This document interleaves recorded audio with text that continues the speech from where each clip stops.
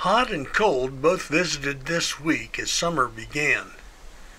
First it hit 100 degrees, and then we got 1.5 inches of rain for a cool and windy day. Birds had to adjust both ways, shading their young from heat and then cuddling them from cold. This scissortail nest and then a killdeer family showed the difference.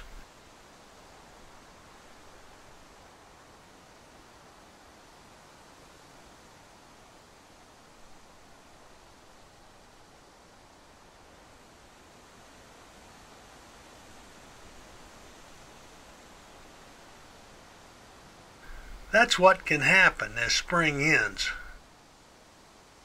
I'm Mike Blair in the Kansas Outdoors.